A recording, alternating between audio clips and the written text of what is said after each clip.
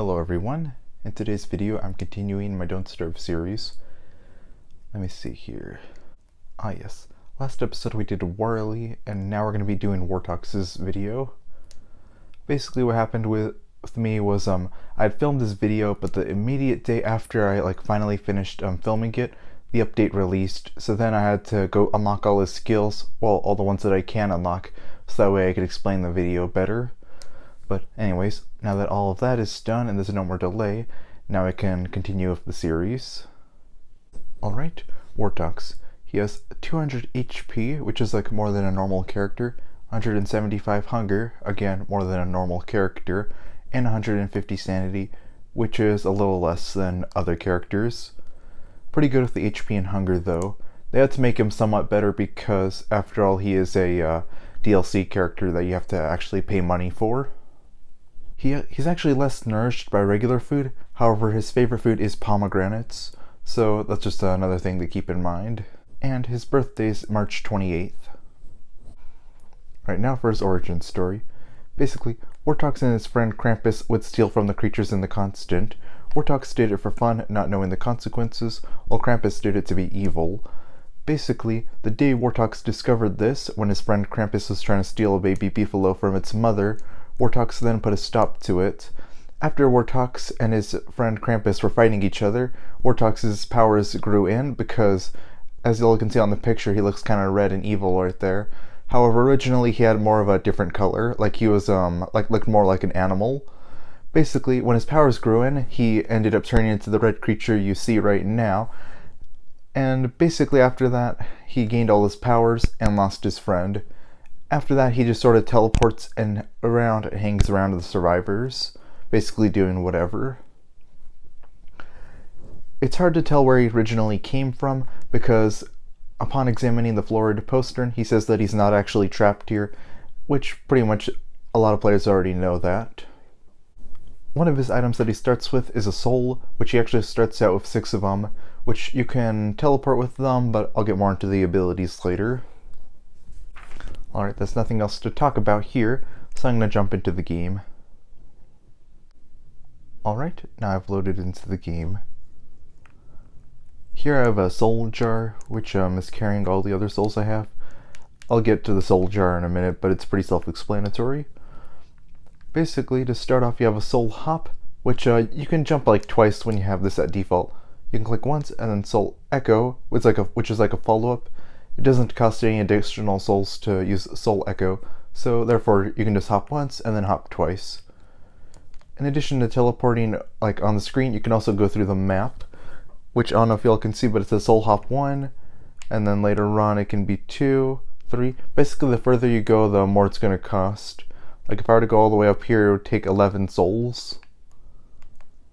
As y'all can see, basically it increases the amount by how far you're trying to teleport from your map.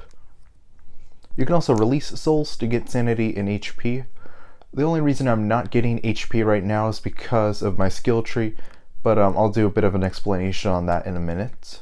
But normally you'd get sanity and HP for releasing souls. You can also eat them, which of course gives you more hunger. I want to say it makes you lose sanity, but because, again, the skill tree, I'll explain more of that in a minute. Basically, I don't lose sanity anymore from eating them.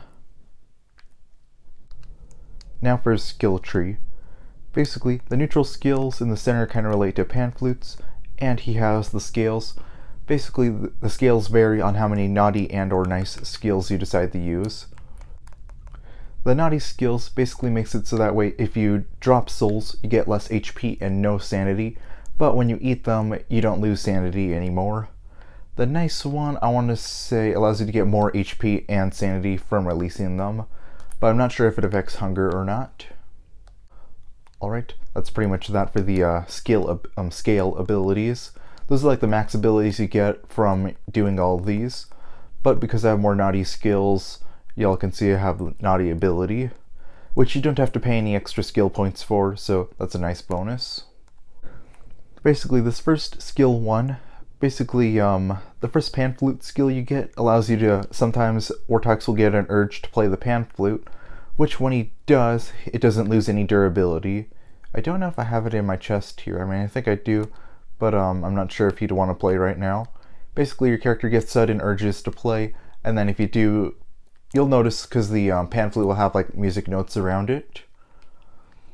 If, however, you play, it doesn't take any durability, so that's a nice bonus. With the amount of skills I have and the setup I have for them, I actually found out a way to weaponize a pan flute. Well, more than it already is kind of a weapon. This one to the left of the middle pan flute skill, basically it spawns in some souls around the player to whenever they play the pan flute. So basically, if you combine this one and this one, you get one playing the pan flute without taking durability, and also some souls. So basically, every time Wortox has an urge to play, he gets some extra souls. Basically, Cloudy Carmen, the skill to the right of the center pan flute ability, basically, whenever you use your pan flute, basically what happens is if you use it on an enemy, they won't be hostile to you for a few seconds. So you can kind of use that as a getaway almost. Now I'm going to go on to the affinities. Basically, the Cryptic Founder will reward your curiosity by showing you power from wearing a Bright Shade helm or Bright Shade armor. Souls waiting to be freed into a Soul Echo will also absorb incoming damage and expire the timer. I'm not too sure how to explain this one.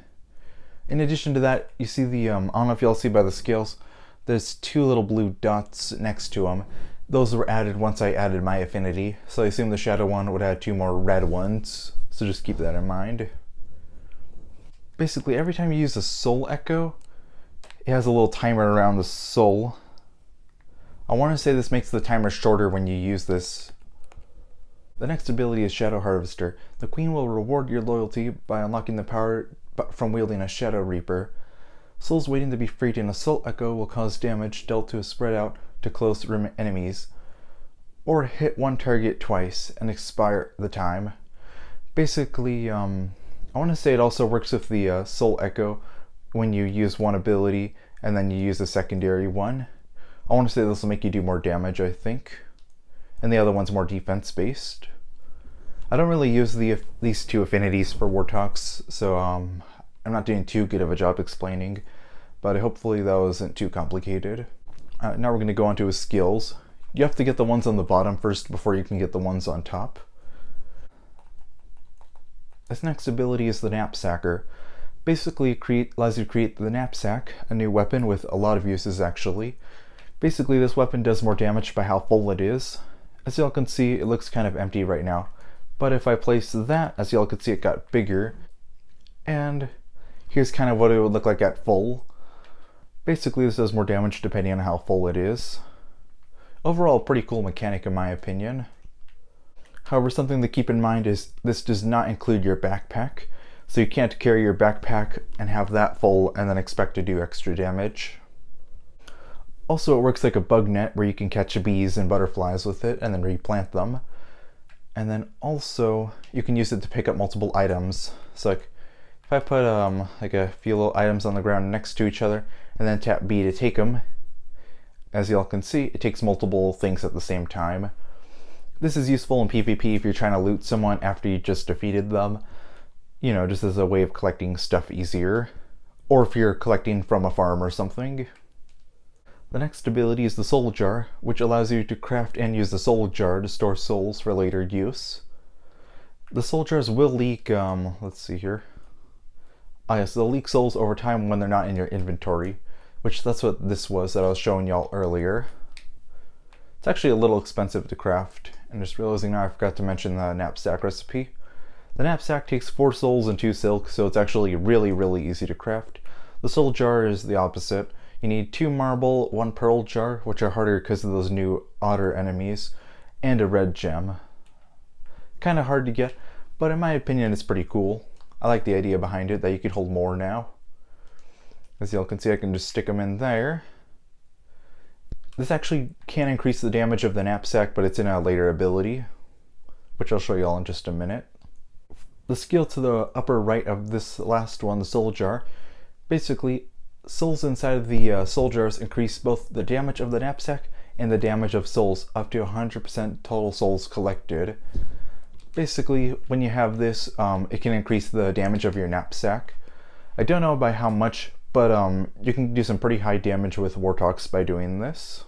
Now the skill to the upper left of the soul jar skill, let's see what it does.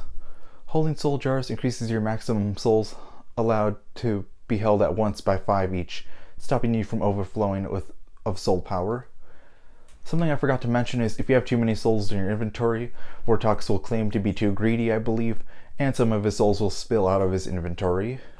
Basically, this increases the maximum amount of them you can carry. I'll go into soul decoy ones next. Basically, soul hopping for the first time leaves behind a soul decoy to draw the attention of nearby creatures that are targeting you. So basically, let me get some more of these. Basically, if I hop, as you can see, I left behind one of these, which just like that, he's gone. Basically, if you soul hop, not echo, you can basically create one of these. The second one is that the soul decoys stay around for a bit longer if they're unharmed and damage the things that hit the decoy. Basically, things that hit the decoy will, of course, make them take some damage, and then also they stay around for a little longer. Now this lock right here, you have to have at least 5 of the skills, so you'd have to have one of these two. You'd have to have these two for sure, and then 3 more of the naughty skills. But basically then you unlock Soul Decoy 3. Basically now it makes it explode instead of like just doing small damage. Alright, now for Soul Thief 1. Souls are created and attracted to you from further away. Pretty straightforward, but the other ones get much cooler and stronger. The second one is souls will last longer while being attracted to you, meaning that it's not like they're going to despawn or anything when they're trying to come to you. Now, same as the last lock, you need to have at least 5 skills, 2 of these and then 3 from another section. Now, Soul Pierce 1, souls that are coming to you, like if you attack something and defeat it, the soul will come to you and it'll hurt other creatures on its way. WX78, the robot character, is immune to this, so just be careful. Soul Pierce 2, basically the souls that do come to you, basically will go into another direction and then come back to you while doing damage as well. Now, if you have these 2 abilities and these 2 pan flute abilities, basically you play the pan flute, you create, you don't lose any damage on it, you create a bunch of souls. Then Soul Pierce 2 will make the souls go away from you, doing damage to enemies, and then Soul Pierce 1 will of course do damage to the enemies while they're coming back to you. So basically you can somewhat weaponize the pan flute even more. I don't know how useful it is, however earlier today I did try to use it and it actually worked pretty well. Alright, now for the nice side of things. He has like a ton of skills. Basically, Lifebringer 1 allows you to create your own version of the, let's see here. Ah yes, this heart. Instead of needing the spider gland, 40 HP and 3 grass, you just need 10 souls. It's actually really helpful for reviving other players, and probably one of Wortox's best abilities. Just because, you can revive easier and souls aren't that hard to get. I mean, you can revive your friends for just defeating like 10 butterflies, so it's actually a really good deal. Lifebringer 2, basically your friends, whenever you revive them, they won't suffer any health penalties. Pretty simple, but it's only when you revive them, so just keep that in mind. Same as the other side, you have to have at least 5 skills, these 2 and then 3 other of the nice skills in order to unlock this one. Basically, Lifebringer 3 allows the heart to be used by other players, which pull them to you from near or far. I'm not sure what it means by this, but I'm actually not too sure. Using it yourself will free the souls inside, so I guess you get a refund. It's actually pretty useful, but I'd rather have the damage-based ones. The difference between the naughty and nice skills is that this one, the naughty skills are more for like attack, and then the nice ones are more for healing and stuff. Lifted Spirits 1. Basically, souls waiting to be freed in a Soul Echo will enhance your movement speed. I want to say move slightly faster after you use this. Overall pretty simple, but also cool. Lifted Spirits 2, Soul Echo duration is increased. I'm not sure what it means by that actually. I guess the duration of it? However, this next one is pretty good. It's the top right skill from Lifted Spirits 2. Basically, the Soul Hop cost from the map, like when you use this one, basically it's decreased by how much of the world you explore. So if you explore like most of your world, then it'll have like a discount basically. So that's actually a really good skill, and that's kind of the whole reason why I chose these skills. This one, Soul Echo, will happen a second time. This does not decrease the soul hop costs from the map. Basically, you can use Soul Echoes more, because it's like a 1 jump, 2 jump. I want to say you get like a third one of this. Yeah.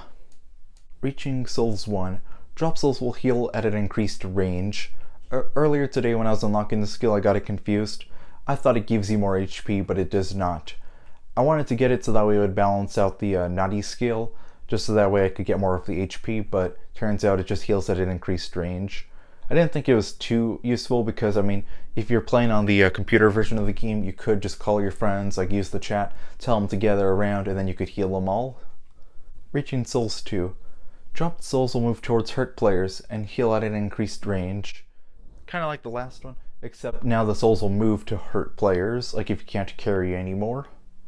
Same as last time, you need these 2 skills and 3 of the other skills in the nice side to unlock these next 2. Soul Bastion 1. Drop souls will do a second healing wave for a lower amount after a delay. Basically, it gives you more healing. Soul Bastion 2. Drop souls will move faster towards hurt players. The second healing wave will happen quicker, and souls are more efficient at healing multiple players. Overall, pretty good ability. However, I wanted to do the naughty skills just because it's more combat based, and I don't play on multiplayer that often. Alright, now for his disadvantages. Basically, when he gets too greedy and he has too many souls in his inventory, they'll spill out, and then of course, you lost them. Once you have the naughty skills, this becomes less of an issue, but just keep that in mind. And then also, he doesn't get as much nourishment from regular food, so sometimes he'll have to go out and get souls and then eat those instead. So that's just another one of those things to keep in mind. Other than that, he doesn't have any disadvantages. Well, actually, he does have one more, which is the fact that pigmen hate him and catcoons, since he is a monster, kind of like Weber. So just another thing to keep an eye for. Personally, I've just started playing as him. However, I am really loving his knapsack ability. So overall for fighting, he's actually a really good character. And it's fun to just play around and help other players by healing them. However, if I played more like multiplayer, I might have done more of the nice skills. But even yet, it is still pretty good having all the extra soul pierce and weaponized pan flute. Alright, other than that, there's not really anything else for me to do on this video. Sorry it took longer to film this, but should be all good now. Well, anyways, I hope you all enjoyed this video, so please like and subscribe if you enjoyed. Goodbye.